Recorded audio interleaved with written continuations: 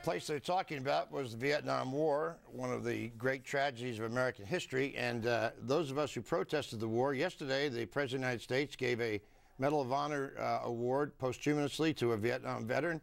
And in the course of that, he said something that sort of hit home with me when he suggested that my crowd, who were against the war, perhaps didn't treat people right. Let's take a listen to the President.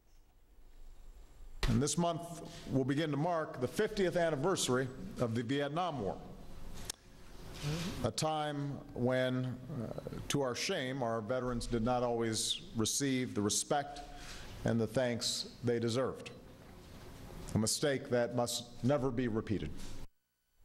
I don't agree with the President about that. I mean, there were some people in the anti-war movement who did treat veterans badly. That's true.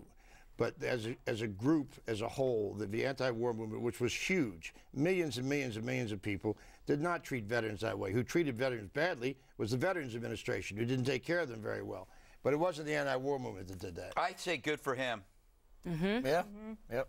Sorry, good for him what? Good for Obama for saying that. Good for President Obama for taking time out of his campaigning with George Clooney and Ricky Martin and to sit down and do something really respectful and respectable. You can't even give the guy a compliment without throwing that other What? stuff I think it's fantastic. He stood up for military quite a contrast. for once. That's fantastic. Instead of using it as a photo op. The interesting thing, though, is where is the anti-war movement now? You think about that group that just plagued Bush.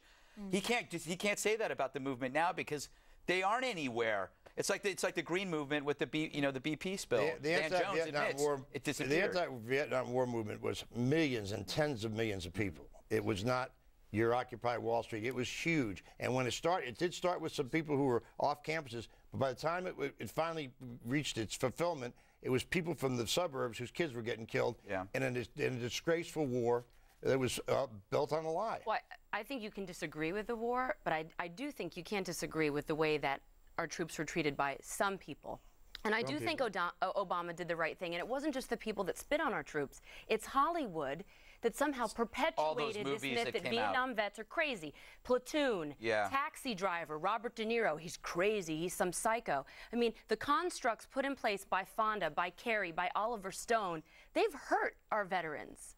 Interesting on the politics of this particular speech yesterday, because as I read it, the sentence that the soundbite that we read, you could actually have taken that out of the speech and the speech still hung together. But so I don't know how often, how many times he reads his speeches beforehand. That would be one of those things where you might think, I don't know if I need to go there, in this speech. But so it's a question of whether they just didn't realize or he was actually trying to make a point. Well, there is a little bit of a shift, though, if you've noticed this, right? I think he was making the point directly. But, let me switch here in a second. Dana had raised an issue about Fred Hyatt of the Washington Post, who wrote an interesting article saying that the Democrats' division is between those of us who were nostalgic. He calls them nostalgic liberals versus accountability liberals, which is generally older liberals versus younger liberals. Older liberals who protect the FDR tradition, who protect government programs, Social Security, Medicare, and those who are accountability liberals who believe in things that if you don't have programs that work, if they believe in things like having vouchers for schools. We don't, because we think it'll ruin the public school system. Yes, there is that divide, and it's a youth divide. It's generally the baby boom generation versus Generation X, Y, and millennial generation. But it's real, and I concede that Hyatt made a good point. Well, he wrote it a little while ago. It was right in the sort of the heat of in the wake of the 2010 elections. Remember, it was a question of the establishment versus the Tea Party, and then we've had that conversation for a while. And the media loves to talk about divisions amongst any party, but in particular the GOP. When it comes to the Democrats, though, there is this growing divide, and I don't think we've heard enough from people who are smart political analysts to tell us where does that mean for the future of the Democrat Party. Yeah. Here's the thing. I see a division. But I see it between, I would say, the blue-collar Democrat and the academic. Right now, America is at war with the faculty lounge, who dictate almost all public policy. They provide the weekly story of government overreach that we talk about every single day. I think that's where the split is. It's not a fiscal split, where the Tea Party says we're fiscal conservatives. We don't venture into the social aspects of conservatism. Is that the neoliberal? No, I don't think so. Go ahead, Ann. Do you want to say something?